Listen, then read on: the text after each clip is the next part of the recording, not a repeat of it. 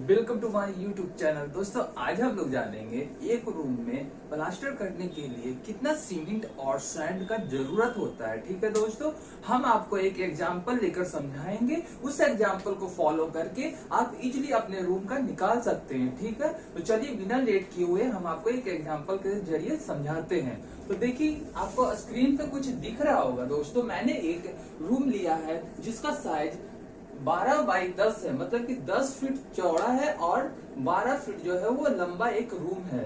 ठीक है, 10 बाई 15 का एक रूम है, सॉरी 10 बाई 12 का एक रूम है, जिसका हाइट जो हम लोगों को मेजरमेंट करना, मतलब कि प्लास्टर करने का जो हाइट है, मतलब कि एक रूम का जो हाइट दे रखा है वो हाइट है दोस्तों 12 फीट। ठीक है, 12 फीट ऊंचाई में एक हम लोगों को एक रूम है 10 बाई 12 का, जिसको हम लोग को प्लास्टर करना है। अब इसमें हम लोग देखेंगे कितना सैंड और कितना सीमेंट यूज होगा। ठीक है, तो देखिए स्क्रीन पे जैसे कि लाइन बाय लाइन हम आपको समझाएंगे, आप लाइन बाय लाइन फॉलो करते रहिएगा। ठीक है, तो देखिए सबसे पहले हमें क्या करना होगा, एरिया निकालना होगा। एरिया निकालने के लिए क्या होना चाहिए, लंबाई और चौड़ाई होना चाहिए। तो चौड़ाई जो हम लोगों का है वो एक रूम में 4 दीवार होगा। ठीक है, 4 वॉल होगा। ठीक है, तो 4 वॉल जो होगा तो उसका साइज क्या क्या है, एक तो 10 फीट है, एक तरफ का 10 है, दूसरे तरफ का 10 है। सामने सामने तो इक्वल होगा क्योंकि चौड़ाई तो इक्वल होगा। तो आपका जो एक साइड का जो वॉल है, दीवार है, वो 10 फीट है, तो उसके सामने वाला भी तो 10 फीट होगा। दूसरा साइड जो है जिसका लंबाई जो है वो 12 फीट है, तो उसके सामने वाला भी लंबाई तो 12 फीट होगा। तो वैसे ही मैंने देख लिया 10 प्लस 10 मतलब एक साइड का 10 तो सामने साइड का 10 फीट हो गया, और एक तरफ का 12 तो दूसरे सामने का भी 12 मतलब 12 फीट। तो चारों को जब इक्वल मतलब कि जोड़ेंगे, ऐड करेंगे तो 44 फीट निकल कर आएगा। ठीक है, अब ये तो हमारा लंबाई हो गया, चौड़ाई हो गया। अब हाइट क्या है, इसका हाइट हमने पहले ही बताया 12 फीट है। आपका जो होगा, आपका 10 फीट होगा, 11 फीट होगा, जो भी होगा, मिनिमम 10 फीट तो रहता ही है।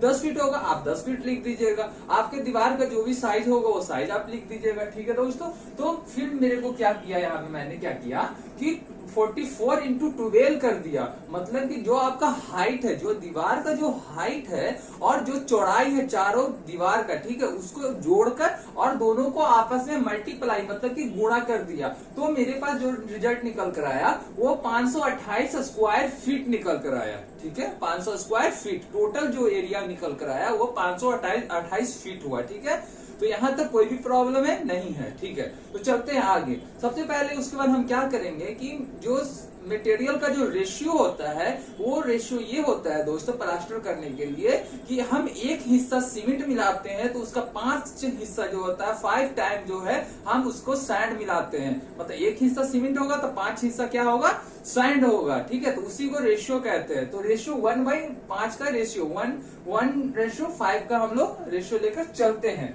तो देखिए दोस्तों यहाँ पे आप लोगों को दिख रहा होगा फॉर एक्यूरेसी लिखा हुआ। एक्यूरेसी मतलब क्या हुआ कि जैसे ही हम लोग फीट और इंच में जब हम लोग मेजरमेंट करते हैं तो इसमें एरर दिखने लगता है। एरर कैसे दिखेगा, जैसे कि ये इंच होता है क्या 12 मतलब कि 12 इंच बराबर 1 फीट होता है, तो हम लोग को इंच से भी छोटा मेजरमेंट लेकर चलते हैं। जैसे कि एमएम क्या है, सबसे छोटा यूनिट है। ठीक है, मेजरमेंट का सबसे छोटा यूनिट क्या है, एमएम है।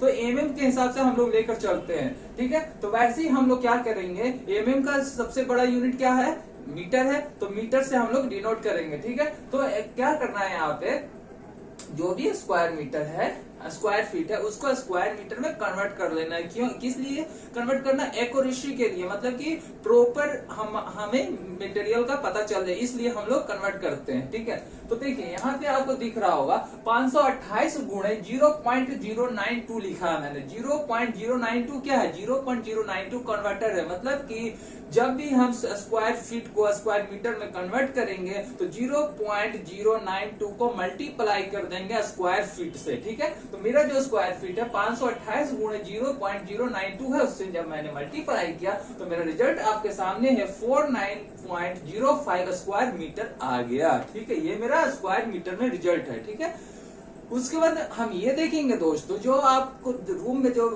प्लास्टर करना है उसका कुछ थिकनेस होता है, ठीक है, उसका कुछ मोटाई होता है, किस थिकनेस के हिसाब से आप प्लास्टर करना चाहते हो। प्लास्टर का जो लेयर का जो साइज होगा वो कितना होगा, कम से कम 12 mm लेते हैं और ज्यादा से ज्यादा 15 और 18 mm भी लेते हैं, ठीक है। तो एक चीज हम आपको और बता दें, जब भी आप इनर वॉल के लिए प्लास्टर कीजिएगा, मतलब कि रूम के अंदर के लिए प्लास्टर कीजिएगा इंटीरियर वर्क के लिए, तो आपको 12 mm का लेना होता है, क्योंकि अंदर की ओर आप देखिएगा कि स्मूथ सरफेस होता है, इसलिए ज्यादा मटेरियल का जरूरत नहीं होता। 12 mm में इसलिए आसानी से काम हो जाता है, ठीक है। वहीं पे जब आप एक्सटीरियर वर्क का बात कीजिएगा, मतलब कि रूम के बाहर के हिस्सा का जब आप प्लास्टर कीजिएगा तो उसमें आपको 15 mm का जरूरत होता है, ठीक है। तो चलिए हम यहाँ पे कुछ बेसिक नॉलेज भी जान गए, अब हम आगे चलते हैं।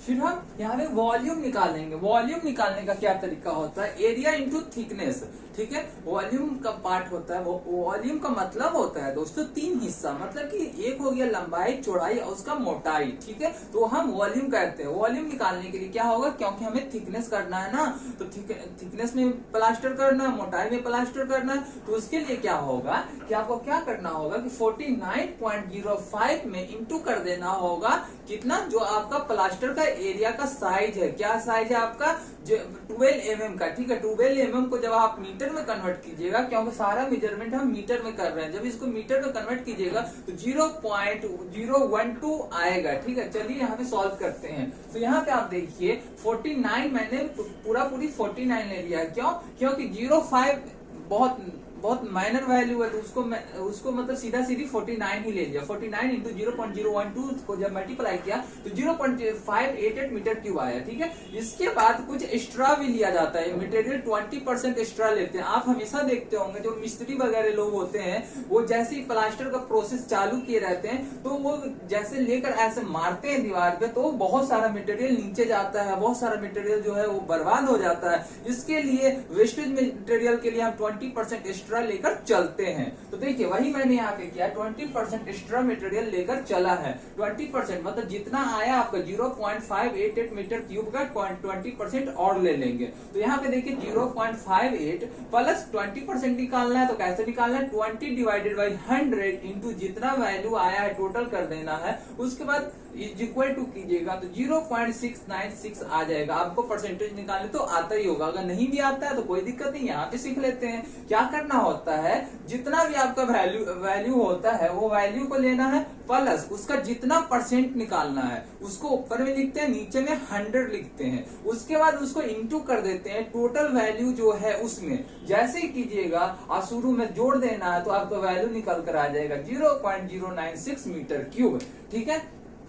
उसके बाद आप देखिएगा यहाँ पे ड्राई वॉल्यूम निकालने के लिए, ठीक है। ड्राई वॉल्यूम क्या होता है, ड्राई वॉल्यूम इसलिए दोस्तों क्योंकि वॉल्यूम जो मैंने निकाला ये वेट वॉल्यूम निकला। वेट वॉल्यूम बोले तो जैसे कि मटेरियल यूज करते हैं तो वो गीलापन मतलब मॉइस्चर होता है, उसमें नमी होता है ना, मतलब पानी मिलाकर ही तो यूज करते हैं, तो उसमें क्या होता है, कंप्रेसिबिलिटी हो जाता है। जब सारा मटेरियल आपस में कॉम्प्रेस हो जाता है, सिकुड़ जाता है, मतलब कि जैसे ही कॉम्प्रेस होता है, मतलब कि जो भी मटेरियल है उसमें पानी डालिएगा तो उसका वॉल्यूम क्या होगा, कम हो जाएगा ना, वॉल्यूम कम होगा। इसलिए उसके लिए क्या करना होता है कि 33% एक्स्ट्रा लेकर चलना होता है, ठीक है। तो आइए वेट ड्राई वॉल्यूम निकालने के लिए सीखते हैं। ड्राई वॉल्यूम में क्या करना रहता है, जो भी मटेरियल है वो लिख देना इंटू 1 इंटू 35 का मतलब क्या हुआ, मतलब 33 से 35% एक्स्ट्रा लेकर चलते हैं। तो यहाँ पे देखिए 0.93 मीटर क्यूब सॉल्व करने पे आ गया, ठीक है। अब सीमेंट निकालने का मेन हमारा जो फंडा है वो सीमेंट निकालने पे हम लोग आ चुके हैं, ठीक है।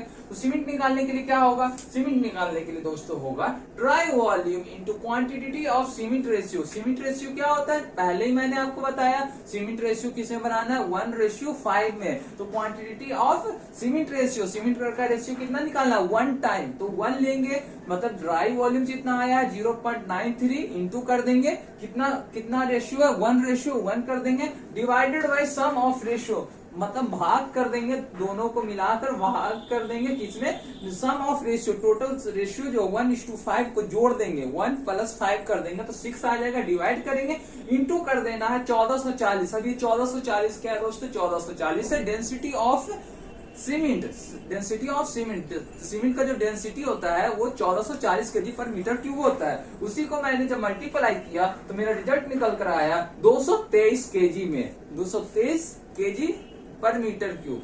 ठीक है, सॉरी 223 केजी निकल कर आया मेरे पास। ठीक है, तो अब यहाँ पे हम क्या करेंगे, अब 223 केजी में तो काम चलेगा नहीं। अब यहाँ पे क्या करेंगे कि इसको बैग में निकालेंगे। तो हम जानते हैं एक बैग में जो हमारा जो केजी होता है वो 50 केजी सीमेंट आता है। तो हमें क्या करना होगा, 223 को डिवाइड कर देना होगा 50 से। तो देखिए यहाँ पे डिवाइड कर रखा है, तो क्या कितना निकल कर आया, 4.66 बैग। और 4.66 बैग बोले तो ओवरऑल 5 बैग सीमेंट लेकर चलना है। ठीक है, तो यहाँ तक हो गया कंप्लीट। अब चलते हैं जल्दी से सैंड निकालते हैं। देखिए सैंड के लिए क्या करेंगे, dry volume into ratio of sand. Sand ratio कितना है, 5 है। सीमेंट रेशियो कितना, 1 है। रेशियो टोटल कितना, 1:5 है। ठीक है, तो मैं इसे क्या करूंगा, ड्राई वॉल्यूम जो है उस वो लिखूंगा, इंटू कर दूंगा ratio of sand. Ratio of sand कितना, 5 है, तो 5 लिखूंगा, डिवाइड कर दूंगा सम ऑफ रेशियो 6, तो 6 लिख दिया। ठीक है, रिजल्ट निकल कर आया 0.775 मीटर क्यूब। अब 0.775 मीटर क्यूब से तो काम चलेगा नहीं दोस्तों, मुझे मीटर क्यूब में तो रेत मंगवाना नहीं है। ठीक है, सैंड मंगवाना नहीं है। मार्केट में जब आप जाइएगा तो क्यूबिक फीट में मिलेगा, क्यूबिक फीट को CFT कहते हैं। ठीक है, CFT में मिलेगा। तो आप जब मार्केट जाइएगा तो CFT में लाने के लिए हमें कैसे मालूम होगा, ठीक है, कितना CFT मंगवाना है। तो आपको क्या करना है, CFT को लाने के लिए 0.775 जो मीटर क्यूब है उसको इंटू कर देना, मल्टीप्लाई कर देना, गुणा कर देना है 35.31 से, मतलब 31 से। ठीक है, मतलब 35.31 से जब आप मल्टीप्लाई कीजिएगा तो आपका रिजल्ट निकल कर आएगा 27.36, मतलब कि 27 CFT से आपका काम चल जाएगा। ठीक है, तो 10x12 का रूम जिसका हाइट 12 फीट है वो 12 mm का प्लास्टर करने के लिए आपका रिक्वायरमेंट है, जरूरत है मटेरियल का, वो है 5 बैग सीमेंट। और सैंड कितना है दोस्तों, 27 CFT। ठीक है, अगर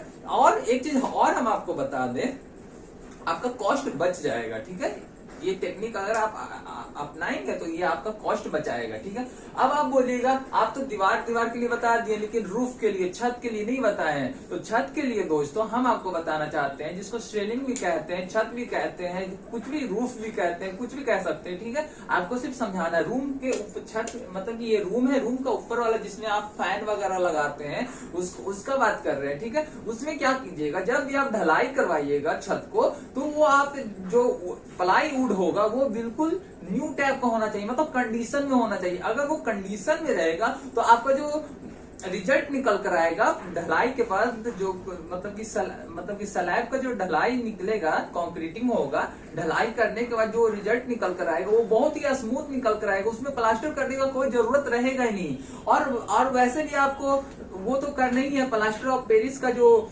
पेस्ट होता है, लाइम का जो आप लोग जो करवाते हैं वो तो करवाना ही है। तो उसके लिए अगर कुछ पूछना होगा तो मेरे पास पूछ सकते हैं। ठीक है, प्लास्टर करने का कोई जरूरत नहीं होता है। ठीक है दोस्तों, अगर इस टाइप का और भी वीडियो आपको देखना है तो मेरे YouTube चैनल पर आप विजिट कर सकते हैं। और हम आपको जो भी टॉपिक पे वीडियो चाहिए आप मुझे कमेंट्स कीजिए, मैं पूरा कोशिश करूंगा वीडियो बनाने का। और अगर इस टाइप का जितना भी आपको रिक्वायरमेंट निकालना है आप मुझे मैसेज कीजिए, मैं पूरा निकाल कर कोशिश करूंगा भेजने का। ठीक है दोस्तों, मिलता हूँ फिर नेक्स्ट वीडियो में।